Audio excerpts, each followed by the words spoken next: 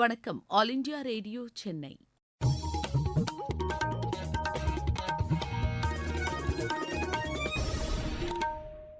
மாநில செய்திகள் வாசிப்பவர் மிருதுலா. தலைப்புச் செய்திகள்: வளர்ச்சியடைந்த நாடாக இந்தியா உருவெடுப்பதற்கு மகளிரின் பங்கு முக்கியத்துவம் வாய்ந்தது என்று குடியரசுத் தலைவர் திருமதி திரௌபதி முர்மு கூறியுள்ளார். திறன் வாய்ந்த இளைஞர்கள் அடையாளம் காணப்பட்டு தேவையான பயிற்சிகளை வழங்க அரசு தயாராக உள்ளது என்று மத்திய விளையாட்டுத்துறை அமைச்சர் திரு அனுராக் தாக்கூர் தெரிவித்துள்ளார். மகளிர் மேம்பாட்டிற்கான திட்டங்களுக்கு தமிழக அரசு கூடுதல் முக்கியத்துவம் அளித்துள்ளதாக மாநில அமைச்சர் திரு உதயநிதி ஸ்டாலின் கூறியுள்ளார். தமிழக அரசு நடத்தும் வேலைவாய்ப்பு முகாம்களை இளையோர் முழுமையாக பயன்படுத்திக் கொள்ள வேண்டும் என்று சட்ட அமைச்சர் திரு ரகுபதி கேட்டுக் கொண்டுள்ளார். சோலாப்பூர் சர்வதேச டென்னிஸ் போட்டியின் மகளிர் ஒற்றையர் பிரிவு இறுதி ஆட்டத்தில் இன்று இந்தியாவின் ஷஹஜா யமலாபல்லி ரஷ்யாவின் மகரோவா எகட்டெரினாவை எதிர்கொள்கிறார். இனி விரிவான செய்திகள். இந்தியா வளர்ச்சியடைந்த நாடாக உருவெடுப்பதற்கு மகளிரின் பங்கு முக்கியத்துவம் வாய்ந்தது என்று குடியரசுத் தலைவர் திருமதி திரௌபதி முர்மு கூறியுள்ளார். ராஜஸ்தான் மாநிலம் ஜெய்சால்மரில் நடைபெற்ற நிகழ்ச்சியில் கலந்து கொண்டு பேசிய அவர், மகளிரை தன்னிறைவு பெற செய்வதில் சுய உதவிக் குழுக்கள் முக்கிய பங்காற்றியுள்ளதாக தெரிவித்தார். நாட்டின் 100வது சுதந்திர தினத்தை கொண்டாடும் வேளையில் நாட்டில் உள்ள ஒவ்வொரு மகளிரும் தன்னிறைவு பெறுவதன் மூலம் இந்தியாவை வளர்ச்சியடைந்த நாடாக உருவாக்க முடியும் என்று அவர் கூறினார். வேலைவாய்ப்புகளில் மகளிரின் சமவிகித பங்களிப்பு சமூக மற்றும் பொருளாதார வளர்ச்சிக்கு வித்திடும் என்று குடியரசுத் தலைவர் தெரிவித்தார். நாடாளுமன்ற உறுப்பினர்கள் இடைநீக்கம் செய்யப்பட்ட விவகாரம் குறித்து ஆலோசனை நடத்துவதற்காக காங்கிரஸ் தலைவர் திரு மல்லிகார்ஜுன கார்கேவுக்கு மாநிலங்களவைத் தலைவர் திரு ஜெக்தீப் தங்கர் அழைப்பு விடுத்துள்ளார். குடியரசு துணைத் தலைவரின் இல்லத்தில் நாளை இந்த ஆலோசனை நடைபெறவுள்ளது. இது தொடர்பாக திரு கார்கே எழுதியுள்ள கடிதத்திற்கு பதிலளித்துள்ள அவர், நாடாளுமன்ற நடவடிக்கைகளை சுமூகமாக மேற்கொள்வதற்கு தாம் மேற்கொண்ட முயற்சிகள் அனைத்தும் பலனளிக்கவில்லை என்று குறிப்பிட்டுள்ளார். அவை நடவடிக்கைகளின் போது உறுப்பினர்கள் முழக்கங்களை எழுப்பியும் பதாகைகளை ஏந்தியும் தொடர்ந்து இடையூறு ஏற்படுத்தியதை அடுத்து அவை ஒத்திவைப்பு உள்ளிட்ட நடவடிக்கைகளை தாம் மேற்கொண்டதாகவும், நாடாளுமன்ற ஜனநாயக மாண்பிற்கு குந்தகம் விளைவிக்கும் வகையில் உறுப்பினர்கள் நடந்து கொண்டதால் வேறு வழியின்றி அவர்கள் இடைநீக்கம் செய்யப்பட்டதாகவும் திரு ஜெக்தீப் தங்கர் தெரிவித்துள்ளார். மூத்த விளையாட்டு வீரர்கள் மற்றும் தன்னார்வலர்கள் மை பாரத் இணையதளத்தில் பதிவு செய்து கொள்ள முன்வர வேண்டும் என்று மத்திய விளையாட்டுத்துறை அமைச்சர் திரு அனுராக் தாக்கூர் கேட்டுக் கொண்டுள்ளார். பெங்களூருவில் நேற்று நடைபெற்ற நிகழ்ச்சி ஒன்றில் கலந்து கொண்டு பேசிய அவர், இந்த இணையதளத்தில் பதிவு செய்து கொள்ள இளைஞர்களுக்கு அவர்கள் வழிகாட்ட வேண்டும் என்றும் கூறினார். நாட்டின் எந்தவொரு பகுதியில் உள்ள இளைஞரும் தனது விளையாட்டு திறமை குறித்த வீடியோ பதிவை இந்த இணையதளத்தில் பதிவேற்றம் செய்ய முடியும் என்று அவர் தெரிவித்தார். திறன் வாய்ந்த இளைஞர்கள் அடையாளம் காணப்பட்டு தேவையான பயிற்சிகளை வழங்க அரசு தயாராக உள்ளது என்றும் அவர் தெரிவித்தார். சாதகமான காலநிலை மற்றும் நவீன உள்கட்டமைப்பு வசதிகள் போன்ற அம்சங்கள் காரணமாக பெங்களூருவில் உள்ள விளையாட்டு மையம் சர்வதேச மையமாக உருவெடுக்கும் என்றும் அமைச்சர் நம்பிக்கை தெரிவித்தார். மகளிர் மேம்பாட்டிற்கான திட்டங்களுக்கு தமிழக அரசு கூடுதல் முக்கியத்துவம் அளித்துள்ளதாக மாநில அமைச்சர் திரு உதயநிதி ஸ்டாலின் கூறியுள்ளார். நேற்று சென்னையில் நடைபெற்ற நிகழ்ச்சியில் 4 மாவட்டங்களைச் சேர்ந்த நகர்ப்புற மகளிர் சுய உதவிக் குழுக்களுக்கான வங்கிக் கடன் இணைப்புகளை வழங்கி அவர் பேசினார். நாட்டிலேயே முதல் முறையாக மகளிர் உரிமைத் தொகை வழங்கும் திட்டம் தமிழகத்தில்தான் செயல்படுத்தப்பட்டுள்ளதாக அவர் தெரிவித்தார்.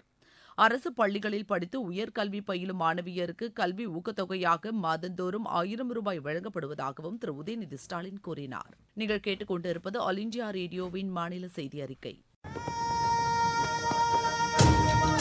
यही समय है, सही समय. இதுதான் வேளை, சரியான வேளை. ஒவ்வொரு தேசத்தின் வளர்ச்சி பயணத்தின் போதும் தேசம் முன்வந்து புதிய உறுதிப்பாடுகளோடு முன்னேற்ற பாதையிலே பயணிக்கக்கூடிய அற்புதமான ஒரு வேளையும் பிறக்கும். புதிய பாரதத்தின் துவக்கத்தின் இது அமுத காலம். இதுவே கோடானு கோடி நாட்டு மக்களுடைய உறுதிப்பாடாகும். அமுத காலம் 25 ஆண்டுகளுக்கு ஆனது. ஆனால் நாம் நம்முடைய லட்சியங்களை அடைவதற்காக இப்போதிலிருந்தே முனைப்புடன் செயல்பட வேண்டும்.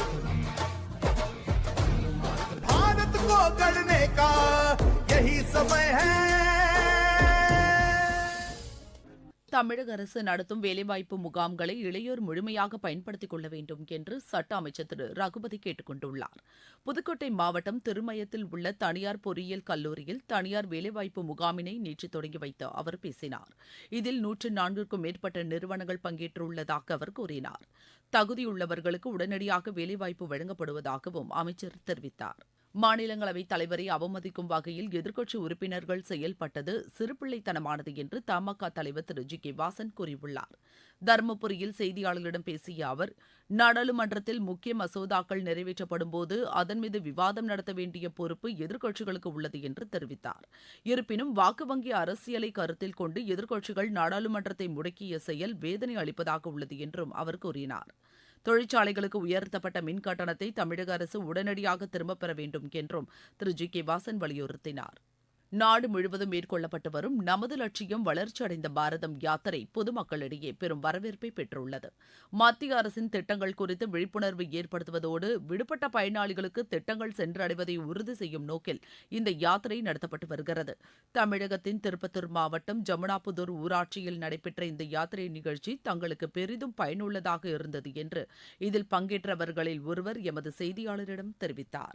நான் சுமித்ரா, ஜமுனாபுதூர் பஞ்சாயத்து. மத்திய அரசு எங்களுக்கு கொடுத்துருக்கிற நலத்திட்டங்களை பற்றி மக்கள்கிட்ட சேர்க்கறதுக்கான கருத்துக்களை சொல்லியிருந்தாங்க. அது எல்லாமே எங்களுக்கு பயனுள்ளதாக இருந்தது. இந்தியன் பேங்க்ல இருந்து வந்திருந்தாங்க. அவங்க சுய வேலை வாய்ப்பு பயிற்சி பற்றி சொல்லியிருந்தாங்க. படித்த இளைஞர்கள் வேலை இல்லாமல் இருக்கிறவங்களுக்கு நம்ம எப்படி சுயமாக தொழில் செய்யணும் அப்படின்றத பற்றி சொல்லி தெளிவாக புரிய வச்சு தெரியாத பாமர மக்களுக்கு விழிப்புணர்வை ஏற்படுத்தி அதனால் பயனடைஞ்சவங்க நிறைய இருக்காங்க. எங்கள் பஞ்சாயத்துலேயும் நானும் அதனால் பயனடைஞ்சிருக்கேன். எனது பெயர் விஜயன், என்ஆர்ஜிஎஸ் திட்ட ஒருங்கிணைப்பாளர். நமது லட்சியம் வளர்ச்சியடைந்த பாரதம். மக்களுக்கு அனைத்து பாரத பிரதமருடைய திட்டத்தை பற்றி நல்ல முறையில் விளக்கத்தை கொடுத்தாங்க. தமிழகத்தின் தென் மாவட்டங்களில் கனமழை காரணமாக ஏற்பட்ட வெள்ள பாதிப்பினால் கல்லூரி சான்றிதழ்களை இழந்த மாணவர்களுக்கு கட்டணம் இன்றி அவற்றின் நகல்கள் வழங்கப்படும் என்று உயர்கல்வித்துறை கூறியுள்ளது. www.mycertificates.in என்ற இணையதளத்தில் இதற்காக பதிவு செய்யுமாறு உயர்கல்வித்துறையின் செய்திக்குறிப்பு கேட்டுக் கொண்டுள்ளது.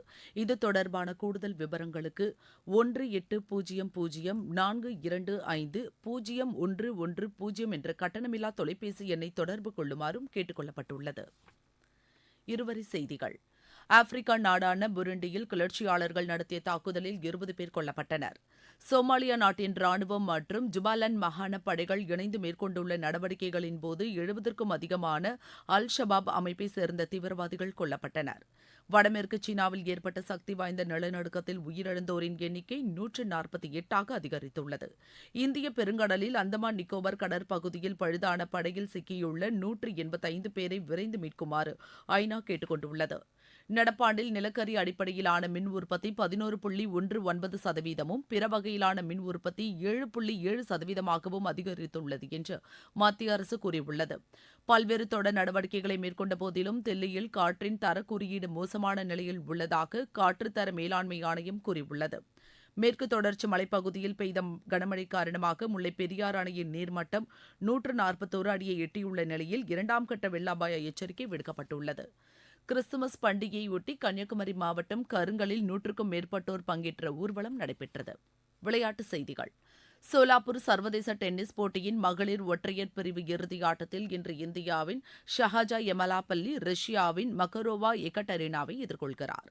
சீனியர் தேசிய பேட்மிண்டன் சாம்பியன் போட்டியில் ஷிராக் சென் மற்றும் தருண் இறுதிப் போட்டிக்கு முன்னேறியுள்ளனர். கவுஹாத்தியில் நடைபெற்ற ஆடவர் ஒற்றையர் பிரிவு அரையிறுதி ஆட்டத்தில் 21-18, 21-18 என்ற நேர் செட்களில் கிரண் ஜார்ஜை வென்றார்.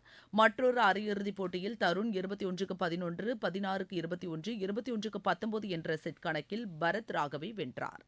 மகளிர் ஒற்றையர் பிரிவில் தன்வி சர்மா மற்றும் அன்மோல் கர்ப் இறுதிப் போட்டிக்கு முன்னேறியுள்ளனர். ISL கால்பந்து போட்டியில் பெங்களூரு ஒருங்கிணைந்த வடகிழக்கு அணியையும் கேரளா மும்பை அணியையும் எதிர்கொள்கின்றன. புரோ கபடி லீக் போட்டியில் இன்று நடைபெறும் ஆட்டங்களில் மும்பை பெங்கால் அணியையும் பெங்களூரு தெலுங்கு அணியையும் எதிர்கொள்கின்றன. மீண்டும் தலைப்புச் செய்திகள். வளர்ச்சியடைந்த நாடாக இந்தியா உருவெடுப்பதற்கு மகளிரின் பங்கு முக்கியத்துவம் வாய்ந்தது என்று குடியரசுத் தலைவர் திருமதி திரௌபதி முர்மு கூறியுள்ளார்.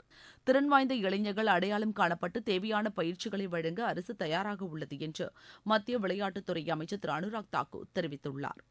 மகளிர் மேம்பாட்டிற்கான திட்டங்களுக்கு தமிழக அரசு கூடுதல் முக்கியத்துவம் அளித்துள்ளதாக மாநில அமைச்சர் திரு உதயநிதி ஸ்டாலின் கூறியுள்ளார். தமிழக அரசு நடத்தும் வேலைவாய்ப்பு முகாம்களை இளையோர் முழுமையாக பயன்படுத்திக் கொள்ள வேண்டும் என்று சட்ட அமைச்சர் திரு ரகுபதி கேட்டுக் கொண்டுள்ளார். சோலாப்பூர் சர்வதேச டென்னிஸ் போட்டியின் மகளிர் ஒற்றையர் பிரிவு இறுதி ஆட்டத்தில் இன்று இந்தியாவின் ஷஹாஜா எமலாபல்லி ரஷ்யாவின் மகரோவா எகட்டெரினாவை எதிர்கொள்கிறார். இத்துடன் இந்த செய்தி அறிக்கை நிறைவு பெற்றது.